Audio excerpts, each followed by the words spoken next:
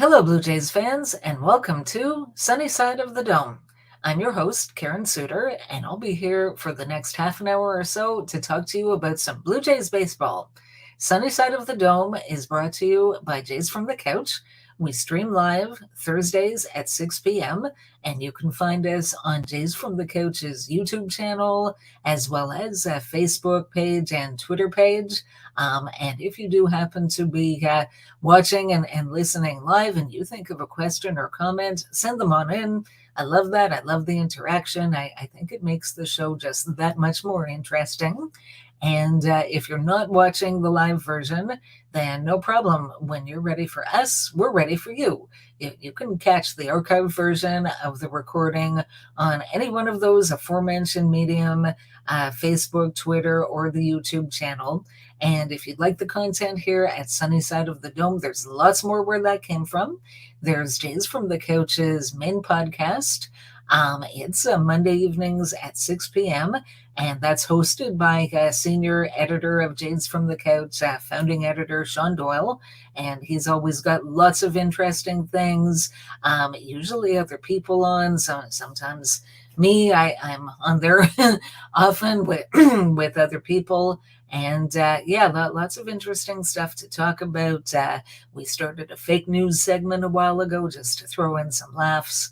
And if you don't catch the podcast live, in addition to the streaming, you can also download that as a radio podcast and listen to it. It's available any quality podcast carrier, Apple, Google, Spotify, Stitcher. So we're Jays from the Couch is everywhere.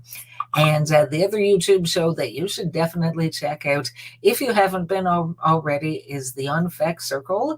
That's hosted by my crazy colleague, Steve Feck. He is on Tuesdays at 6 p.m. And Steve has always got a lot of interesting things to say. He's smart. He's funny. He's got a wealth of knowledge and experience about the game, and he always seems to have a different perspective than things that occur to me, and I like looking at things from different angles. And then I often end up disagreeing, and Steve knows that very well, but he's definitely worth a watch or a listen. So, definitely check that out if you haven't been doing so. So, hello, Blue Jays fans. Happy Thursday evening, and getting warmed up for the rubber match of this series against the Yankees. Crucial series, crucial games. They all are right now, being in the hunt, and definitely going to get to that. That's the heart of the order, of course. What else would it be right now? But first, leading off as always, some transactions to talk about. So comings and goings with the team. So last week I was talking about possible playoff roster if the Jays do manage to get in. And I mentioned that Jake Lamb is not eligible for the postseason because the Jays acquired him after September 1st. Well, as I was on here talking to you guys, they actually DFA'd him. So, and he's cleared release waivers and is now a free agent. So all the best to him. Wasn't a Blue Jay for all that long. So they needed to do that to free up a spot, not only on the 26-man roster, but on the 40-man roster, because Breivik Valera, who was on the COVID IL, which removes a player from the 40-man roster, or it can if the players want to do that. So, he was off the 40-man roster on the COVID IL, and fortunately, that didn't last long. I think he was only out about 2 or 3 days. So he himself, it doesn't look like he ever actually tested positive. It was just a contact tracing, say that 5 times fast, a contact tracing situation. So Valera, welcome back. Glad you're okay. Hope everyone else in your family is as well. So the two of them kind of switched places. Santiago Espinal was activated, so really like him, really love his defense. Great to see him back. Kevin Smith was optioned down to AAA Buffalo, and Kevin Biggio was actually called back up a couple days ago, although we haven't seen him get into game action just yet. But if they brought him back, and remember, it's not everybody on the 40-man roster anymore. You're limited to 28 players. So if they brought him back, my assumption is that they do intend to use him at some point. So hopefully they do. Hopefully he's healthy and he can get back to being the Kevin Biggio that many Blue Jays fans, including me, really came to like over the past couple of years, 2019, 2020, and all of that. So that's the infield. And excuse me just a moment. All right, so some other moves. A lot of moves with regard to the pitching. So Thomas Hatch was called back up. Got into a game, unfortunately, really didn't do all that well. Had to be removed, and now he's on the injured list with a hamstring tendonitis. So basically, at this point, there's few enough games, and the injured list is a 10-day IL that his regular season is done. So I don't know if the Blue Jays make the playoffs, and if they decide that he's one of the top 26 players that can help them win in the playoffs, maybe he could pitch again in the playoffs. On the other hand, he has to be healthy to be able to help them. So all the best, Thomas Hatch. If your season is over, that's really too bad. And I think he's got some promise. I look forward to hopefully seeing him back next year, seeing him healthy all season, knock on wood, and see what he can do. So he was called back up. Taylor Saucedo was optioned down to AAA, and then with Hatch going on the IL, we had Joaquin Soria come back. So he was actually on the family emergency medical leave. So he came back, and now unfortunately he is on the COVID IL. And it's interesting because those in the know, that the media that cover the Toronto Blue Jays are saying that his season is actually over. Now, you're not, strictly speaking, supposed to be talking about a player's personal health situation unless the person himself consents.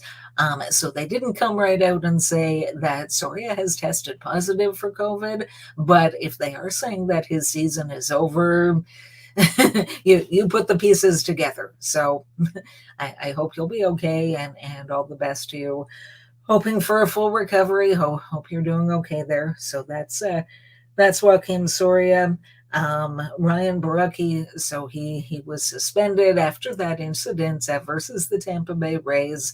He appealed the suspension, and then I think maybe he dropped the appeal or something. Anyway, it was originally 3 games. He cut it down to, or Major League Baseball cut it down to 2 games. He served the suspension, and no, he's been activated and then optioned down to AAA Buffalo. So let's see if we end up seeing him again this season, either in the regular season or, knock on wood, hopefully they make the playoffs. See how that goes. And again, if they deem that he is one of the better pitchers that can help them win when they get there, if they get there, thinking positive. So Kirby Sneed, revolving door, it seems like he was called up. And then he was optioned back down. So they brought back Hyun-Jin Ryu from the 10-day IL. Not really unexpected. It never really sounded like he was going to spend a long time on the IL. Some people wonder if he was even really injured there, or if they were just giving him a break, if he just needed to rest a bit. So in any case, he's back. He pitched on Tuesday. We'll get to all of that, the Yankees and where everything stands. And so he's back. Anthony Castro, got into a couple of games. He had a pretty good game.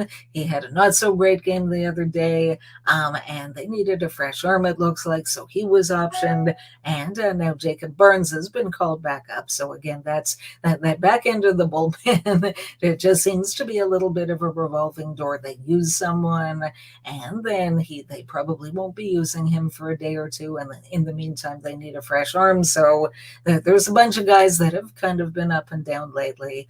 And yeah, see how all of that goes. A couple of other interesting notes, even though neither of them resulted in a transaction, knock on wood, fortunately. So a week ago today, the Blue Jays were playing the Minnesota Twins, beginning of a 4-game series that started in Minnesota.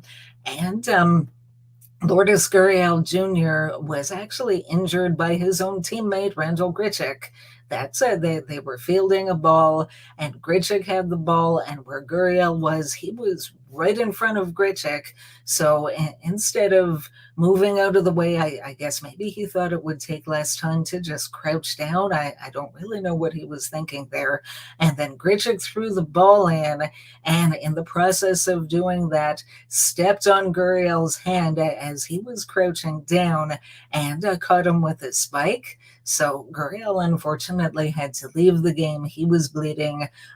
They did x-rays. Fortunately, the x-rays were negative, thank goodness. He did miss the rest of the Minnesota Twins series, being day-to-day, and he's been back the last couple games against the Yankees. Hasn't played the outfield yet. He did receive stitches in his finger there, so they're saying it's much better for him to swing a bat than to try to play the outfield and to try to throw balls if he happens to feel something. So the really unfortunate thing, Gurriel had really heated up. He was one of the Jays' hottest hitters, let's be honest, over the last few weeks. And it really hurts to I don't know if I should say to lose his bat because he's back, but just in the past couple of games, he hasn't really looked like the same hitter that he looked like before the injury. And I mean, you can hardly blame him. He's got stitches in his finger. And I mean, I've never tried to swing a bat with stitches in my finger. I'm not that great at swinging a bat to begin with, but anyway. So yeah, he's not in the starting lineup tonight. And yeah, I just, whatever happens, it's a healing process, and you can't really force the body to heal faster than it's going to. But I just hope that they can get him right as soon as possible. I don't know if he's going to be back to the hitter that he was over the past few weeks in time to help the Jays get into the playoffs, which is really unfortunate. Hopefully, if they get there, that he'll be back to doing what he was doing for the last few weeks, and because that could definitely help. So something to watch for.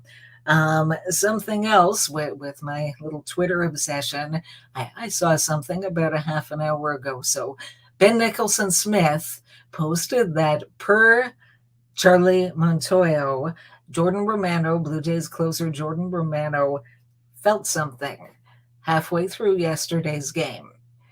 Nothing else was elaborated on. We don't really know what the heck it was. I'm assuming he didn't feel something good. But he was, whatever it was, he was able to warm up.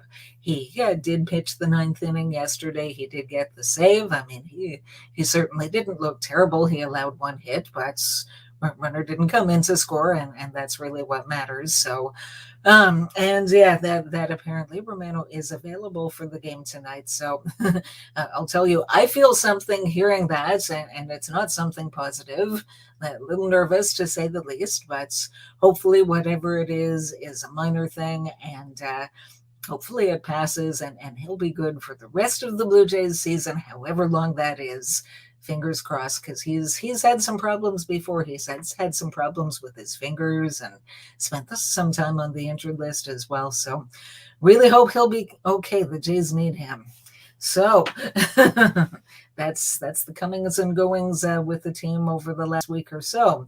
And now to the heart of the order, and what a heart it is. A beating heart, like there's almost no words. I mean, there's 4 games left in the season. We're almost at the end of the regular season. The Toronto Blue Jays are still in the hunt for a wild card spot.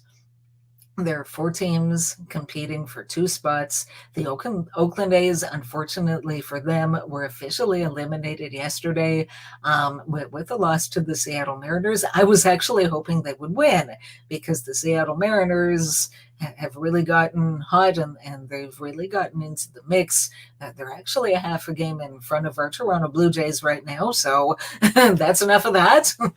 They have today off, so hopefully the Jays can win today, gain some ground, win the series against the Yankees, gain ground against them, obviously, and gain a half a game against the Mariners. So fingers crossed, very, very hopeful about that.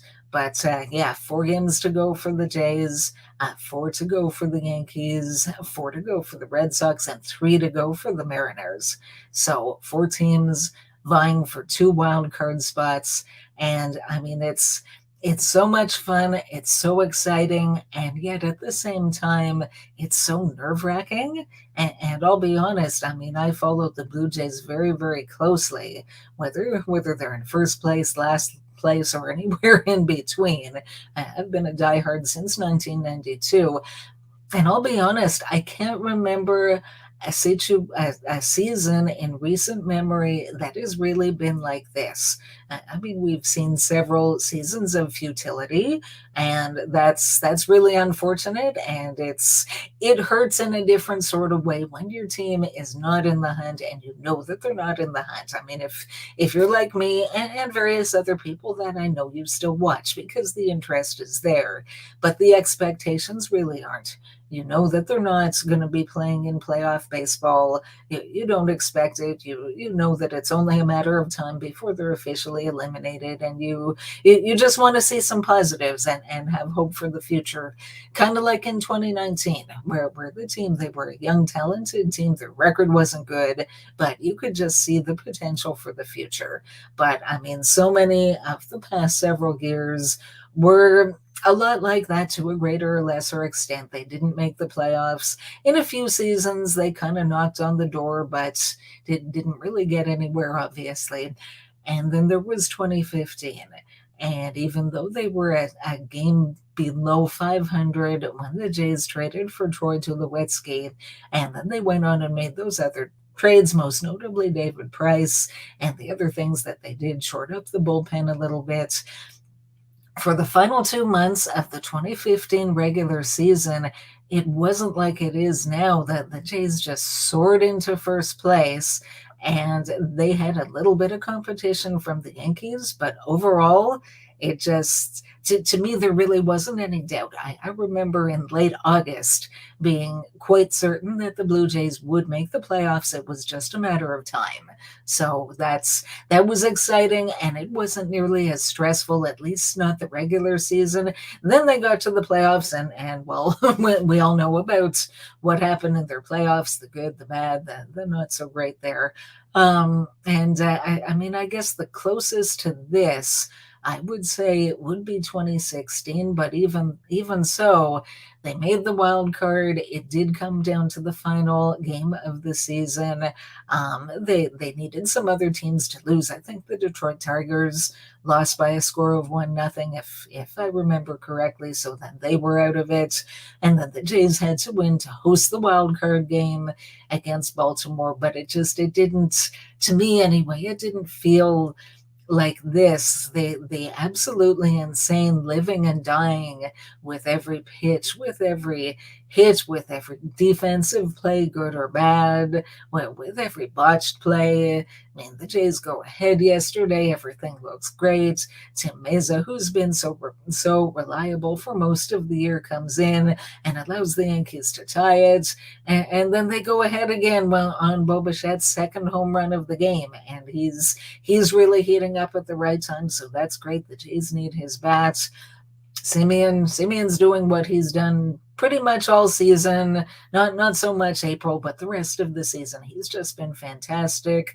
George Springer finally seems to be looking a little bit better out there, both at the plate, and they've got him playing center field now in a pretty decent defensive center field. So great to have him at closer to full strength. I'm not going to go out and say that he's 100% better. Who am I to say that?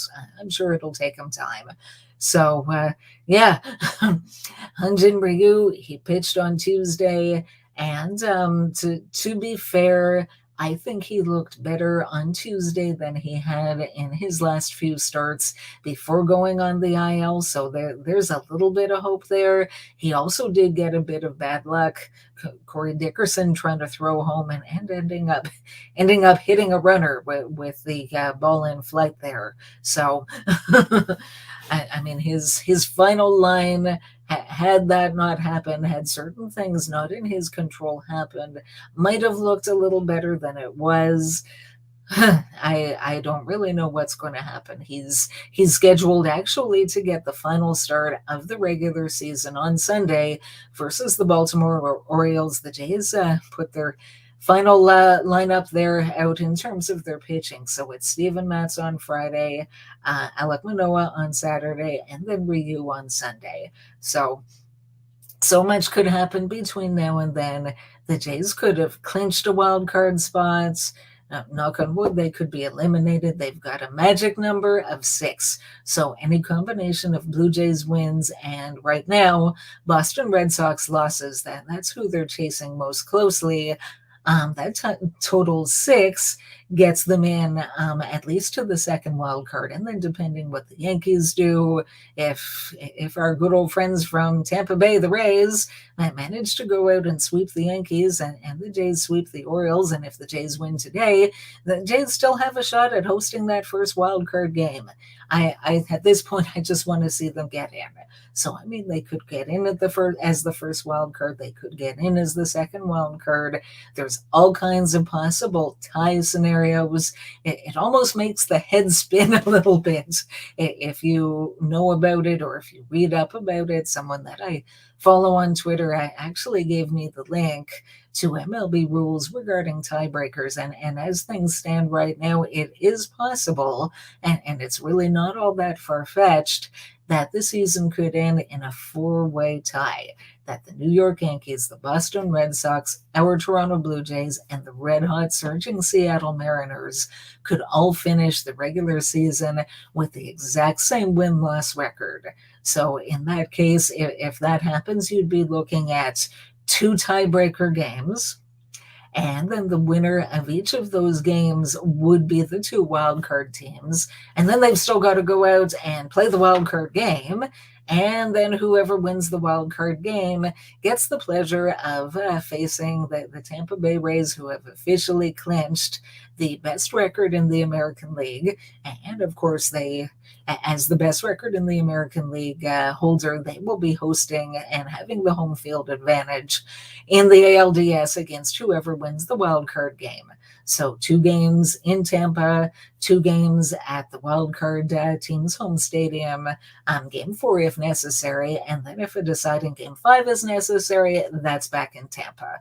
So, so many different scenarios, so many crazy possibilities, but hey, this is what we want. We want our team to be competitive and in contention. And if they weren't going to win the division, which I've been saying all along, I didn't think that they were going to win a division. Not yet. Not this year. They were just too much of a work in progress throughout the season, that they started the season with a bunch of players and a number of them are gone. Guys that just really didn't perform well. They brought in some guys, some of them worked out and they're still here. Some of them really didn't work out that well. And you know what? The Jays, they're prioritizing winning, and good for them. That's exactly what they should be. So they let a lot of those guys go. I mean, they're paying Tanner Roark $12 million for this season. And how many outings did he have with them? I don't even remember. He had, I think it was 1 start and maybe a couple of outings out of the bullpen where he actually wasn't so bad out of the bullpen, and then that's it. He was gone. But I mean, they're willing to eat salary if someone isn't working out because they want to focus on the guys that are able to help them win. So I mean, honestly, knock on wood, if they had the team that they have right now to start the season, I think they would have been in contention for the AL East division. And it'll be interesting to see what happens next year. Of course, as we all know, a few of the guys are eligible for free agency, most notably All-Star Marcus Semien, who has been just so solid and done so much to help the team win pretty much all season, and Robbie Ray, who shake your head a little bit. Robbie Ray wasn't even an all-star, and he might win the Cy Young Award. That happened actually with the Blue Jays in I believe it was 1995. Or no, sorry, 1996, when Pat Henkin won the Cy Young Award, that he was not on the AL All-Star team that year. His first half, it wasn't terrible, but it wasn't great, and he seemed to get stronger as the year went in, and he just kept putting together solid outing after solid outing, and when the year was over, it was obvious that he was the choice. So great for him. And Robbie Ray, he's just been so solid down the stretch. I mean, knock on wood, even when he has what by his standards has become a not so great outing, he's had a couple of those over the last 4 or 5 starts, and he gives up 3 runs. Well, if that's a bad outing, I'll take it. Although it would be great if he could do somewhat better than that. Obviously, today against the Yankees, the Jays need him. They need to go out and win. I mean, they've got 4 more games, and if they want to get in, and they want to get in, then it behooves them to be able to go out and win as many of these next 4 games as they possibly can. So starting hopefully with a series win against the Yankees later today. And I like the matchup. I mean, Corey Kluber, he spent a fair bit of time on the IL with the Yankees. He's back, was looking at what he's done since his return from the IL, and honestly, he hasn't been all that consistent. He's also someone that the Jays are familiar with. They know him. They faced him earlier this season, did pretty well against him. So hopefully they'll manage to do so again today, and that Robbie Ray can go out and give max effort. And whatever the heck you do, don't give Giancarlo Stanton anything to hit. we really can't have him beating the Jays. He's red hot right now. And he's a player that when other teams are facing them, he's the one they got to stop. So I like the Jays lineup myself. I mean, the Yankees, they've got some good hitters, but to me, 1 through 6, when everybody's healthy and performing the way that they can, George Springer, I mean, we know the caliber player that he is. Marcus Semien has just been phenomenal, and whether it's with the Jays, please, or somewhere else, he's going to get paid this offseason. He bet on himself, and he won. He's just been phenomenal. And then just our homegrown talents, and Bichette and Guerrero and Gurriel, an international free agent signing, an amazing trade for Teoscar Hernandez, who's really legitimately made himself into an all-star player. He's just a terrific hitter. I think those guys, when they're healthy and on top of their game, they match up with anyone. And I think they match up pretty favorably with just about any team. So really hoping the Jays can get into the playoffs, obviously. And if they do, I'd love to see how far this group can go. And it'll sure be exciting. Excuse me just a moment.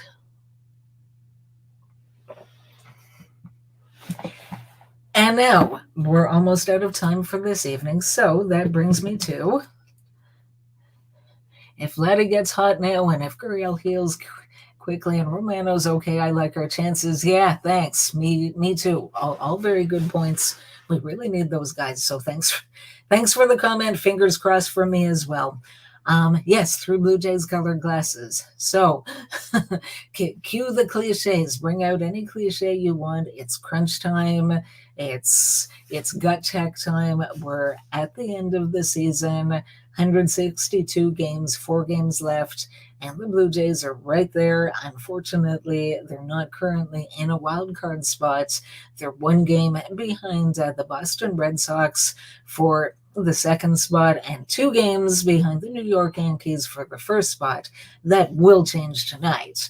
Now, hopefully, it'll change for the better. Hopefully, the Jays will win, and then they'll only be a game behind the Yankees, so they can get in one of 2 ways, assuming that that happens, that they can get in either by catching the Yankees or the Red Sox. I'd love to see them do both, because I think having the home field advantage and the pro Blue Jays crowd behind them at the Rogers Center will go a long way, will be absolutely huge in spurring them on to possibly, hopefully, winning the game, but one step at a time.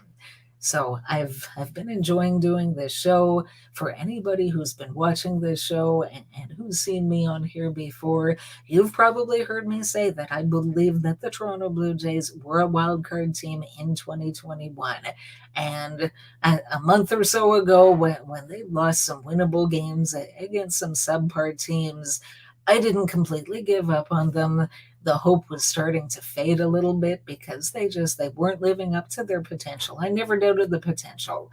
The results on the field for a while there weren't really what you were expecting. Well, they turned it around. It all started with that game against Oakland at the Rogers Center, where they were way down, and then they came from behind twice to win a very exciting game, 11-10, one that I was lucky enough to be at, and that just seemed to jumpstart this team and propelled them right into the hunt. So where some people were writing them off because they were 6.5 games back, well, you know what?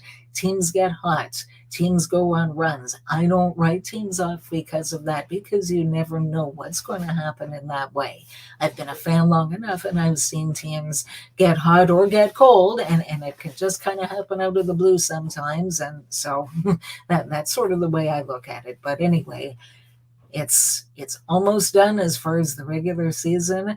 I believe the Toronto Blue Jays are a wild card team in 2021. It's going to happen. I'm keeping the faith. And yeah, let's all watching the game. Let's all keep watching the games, however many of them there are left. Hopefully lots. And yeah, let's try as much as we can to not give ourselves ulcers or heart attacks over it. It is supposed to be entertainment, right? On that note, that's all I've got for you for this evening. So let's go Blue Jays. Thanks so much for tuning in.